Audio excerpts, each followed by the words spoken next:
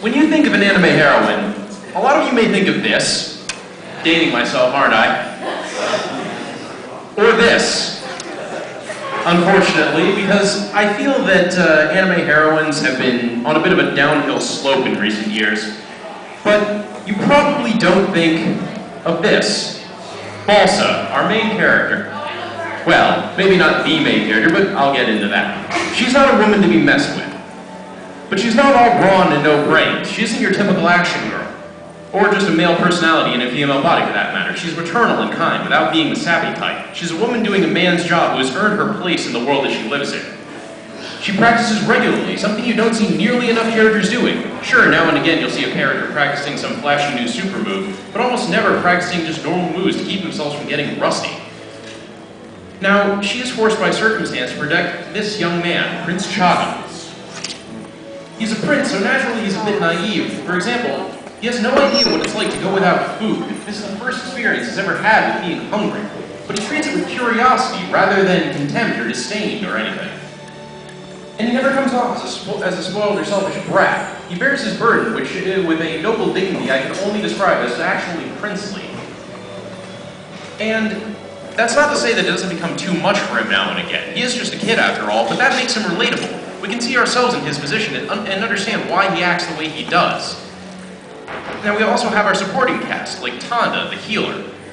He's no warrior, but darn if he isn't in it to win it. He makes sure Balsa doesn't get in over her head, and the history between the two hints at a much deeper relationship than that of a wandering warrior and a well-meaning healer, which is usually reversed when it comes to gender roles in anime. We've also got Madame Toragai, a shaman, who specializes in the spiritual world, which is very important in this show, and spends much of her time trying to get directly at the source of what's happening to Prince Chagam and what it means for everyone else.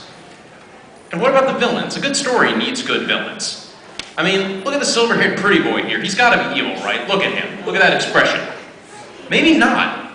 Shuga here is actually very distraught over the disappearance of the prince in the early part of the show, and spends most of his time trying to discover if he's still alive, and if he's dead, whether or not his death had any meaning. That's not the sign of a villain. That's the sign of a loyal servant, someone who really cares about you. And look at this guy, the Emperor, the father of the prince. Look at him, stroking his beard, wearing that silly hat. The only way he could be more evil is if he were twirling his mustache. But the Emperor's a ruler. He has to do what is best for his people. If his own son is supposedly possessed by a demon, which is what we're led to believe at the beginning, it could mean rebellion or worse. But that doesn't mean that he doesn't hate what he has to do. He didn't just decide one day, I'm going to kill my son. He even orders Chagam's statue to be carved into a cliff where only the images of old emperors reside. If his sacrifice doesn't deserve to be remembered, then what does, he says. This is a man who is torn between his duties as a father and a ruler. Or even these guys, the elite warriors of the Empire. Their first job is to hunt down Chagam and make sure he's executed. But they're not driven by malicious intent or just being evil. They're here to be loyal to the Empire and to do their job properly. And even so, this isn't something they enjoy either. It's a necessary evil they were asked to take on because they are the strongest and most dedicated men in the country. It's a heavy burden. Now, let's go to our story. How do we start out? Balsa has returned to a place called the Shin-Yogo Empire to have her spear repaired, a seemingly mundane start. But after witnessing an accident, she rushes to save a young nobleman from a raging river. And things get more complicated. The two are saved by some strange magic. And Balsa is hired to protect the young prince from his father, who has ordered his assassination. The show follows our heroes as they must avoid capture and face determined adversaries who are just as driven as they are and believe in their cause with every part of their being. They have to live in hiding, and all the while, they're trying to figure out what magic rests inside Chagam that saved them at the beginning, and why his own father would want him dead. They seek both mortal aid, in this case, members of the indigenous tribes that lived in this land before the Empire came, or in the spirit world, which holds many secrets about Chagam's fate and what it means for both planes of existence. It's not easy all the time. Even Madame Toragai has a bunch of problems that she has to deal with. And they're not the only ones seeking this knowledge. The library you see here goes down for miles, holding the truth of the Empire's history, and Shuga is determined to find it and what it has to do with the prince. Knowledge is truly power in this show. Yes, he's actually taking notes on natural cycles. Remember, folks, earth science is the best science. The plots even overlap now and then, without actually coming in conflict. And even though the show mainly concerns itself with the present, there's also a lot of backstory to all of the characters that we meet. Balsa, being a wandering warrior, for example, has her share of enemies. And we spend a lot of time learning about her past as she opens up to Chagam throughout the show. Yes, young Balsa is friggin' adorable. We learn about how she became who she is, and why she decided to take on such a dangerous and thankless task as protecting the prince. All of this is revealed, but we have, as much as I love Balsa's character, I need to make it clear that this is Chagam's story. Everyone is important, but it is this boy who has to bear the weight of destiny. You'd be scared too, don't lie, people. This is pretty intense for someone who has just barely made it out of the palace. He has to learn what it's like to just get by, living a normal life. And a simple gambling game or a chance to interact with others offers a glimpse into a society and helps flesh out the world wonderfully. And it's all part of Chagam growing up and learning about his place in the world. And Balsa becomes like a second mother to Chagam. It shows in both of them how they've grown attached. Now, that's not to say it's all sunshine and rainbows. The fights in this show, when they do happen, are intense. There is none of this, one person runs at the other, we see them both in profile and one of them falls over. No, you will see every second of these fights. Every single one. They're few and far between, but the difference between the normally serene world and the violence of combat is beautifully captured. One mistake or accident can be fatal. I mean, you saw how she was going to get her spear fixed. It fails on her, and the results are disastrous. But she is not going to take this lying down. Balsa fights to win.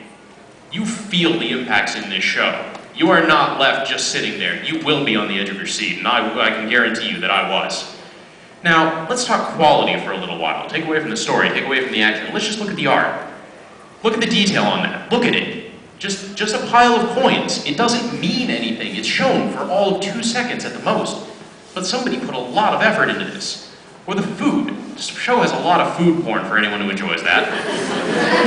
Everything, in the setting as well, is presented cleanly. Nothing feels token or rushed. You cannot believe the size of this place. At one point, if you were to see the 3 people who eventually sit at the top of those steps, they would be the size of periods. The detail is just crammed into brief glimpses of the world. And you see this story from the official founding history of the Empire that supposedly explains everything, but you can't be sure of how much of it is true. Excuse me, how much of it is true. And the story itself ranges from the epic to the personal. And characters grow and change so slowly that you might not even realize it until the end. So consider going deeper and looking at something that is truly worthwhile.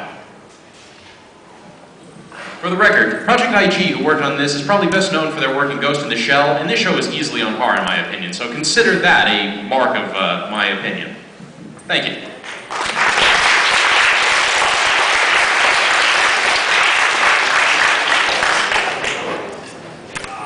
Oh, psychedelic. Alright, guys, my next show for you is Fractale, which came out, I think, like last year, it was like last spring or so. So this show is really neat. It's like a show that takes this sci-fi plot and gives it to you, but the sci-fi plot is really just a medium that helps us understand sort of how technology is influencing our society and how it influences us as people. So we're given this glimpse of the world where the single house is here on this cliff top, and we meet our main character, who happens to be this like 13-year-old boy who lives by himself. And you're like, well, that's strange. But don't worry, every once in a while his parents pop in to check on him. And you're like, what? What? No. Alright, turns out these aren't really his parents. These are avatars of his parents that are coming in through sort of like the internet to check on him. They're known as doppels. Because his parents don't live with him. You see, nobody's parents live with kids anymore. In fact, his parents don't just not live with him, they don't live with each other. His father lives somewhere, his mother lives somewhere else, and that's pretty much perfectly normal. That's how families operate, you see. But yet they still retain this idea of telling him when to come home. They're given the impression that dinner is meant to be taken as a family, and this is kind of subtly thrown at you. Just, this is how the world works nowadays. And we're given a glimpse of the fair that Klain frequents, because nobody really works anymore. They just kind of spend their time going to fairs, buying things, goofing off. And on this shot, you can see a lot of things that we have in our everyday world that are now considered completely and utterly antique. So So you get this sense that technology has really leapt